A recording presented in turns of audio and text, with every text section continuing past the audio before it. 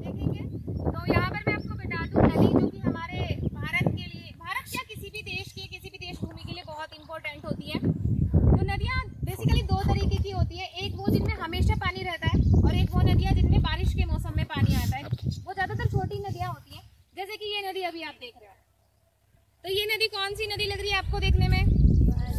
Seasonal, मौसमी नदी, क्योंकि इसमें बारिश के मौसम पे पानी आता है। ठीक है, साउथ इंडिया की ज्यादातर नदियाँ सीजनल हैं, नॉर्थ इंडिया की ज्यादातर नदियाँ हमेशा पानी रहता है, उनमें हमेशा पानी रहता है, यानी कि 12 महीने पानी रहता है। ज्यादातर जो मल्टीपर्पज प्रोजेक्ट या हाइड्रो इलेक्ट्रिसिटी प्रोजेक्ट्स हैं वो साउथ इंडिया की नदियों पर बनाए जाते हैं। नदी हमारे लिए बहुत इंपॉर्टेंट है, क्यों? एक बच्चा मुझको बताए जरा, जिसको भी पता है बताइए। क्योंकि वो जल का एक स्रोत होता है। खड़ा होके बताओ, खड़ा होके बता। और कोई खड़े होके बता दो। अब बताओ। जो नदी होती है उसमें हम अपना पानी होता है बारिश का, उसको स्टोर भी कर सकते हैं। हाँ बताओ। कोई प्रोजेक्ट बना सकते हैं, जैसे कि इसमें से बिजली बना। ओके फाइन, आप बताओ।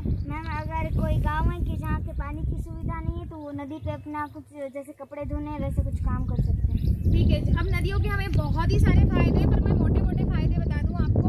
एक तो जहाँ पर भी नदियाँ है, शुरुआत से हमारी सारी सभ्यताएं नदियों के किनारे विकसित हुई है, चाहे वो दजला की हो, चाहे वो सिंधु घाटी की हो, चाहे वो मिस्र की हो।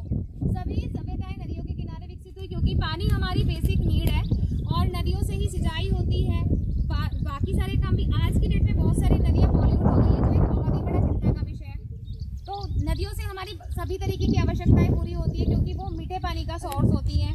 बारिश जब होती है तो वो उनको स्टोर करती है, जैसा इस बच्चे ने बताया। लेकिन कई बार ये बाढ़ का कारण बन जाती है नदियाँ, जब इनका उफान ज़्यादा हो जाता है, वो एक अलग तरीके की सिचुएशन है। बाकी जो नदियाँ होती है ना, भारत जैसे कृषि प्रधान देश के लिए बहुत ज़्यादा आवश्यक होती है। मछलियों का ये घर है, मछलियाँ मतलब इसमें मछली पालन तो नहीं, बहुत सारी नदियों में ऐसा होता है स्पेशली मछलियों का पालन होता है, नहीं तो नेचुरली तो जलीय जीव जंतुओं का घर होती है नदियाँ, है ना। तो अब मुझको कोई बच्चा बताए, क्योंकि आप 8th क्लास के बच्चे और 7th में आपने पढ़ा था कि जो डॉल्फिन है ना, वो कौन सी नदी में पाई जाती है? हाँ, सूसू नाम की जो डॉल्फिन है वो गंगा नदी में पाई जाती है। ठीक है, आज के लिए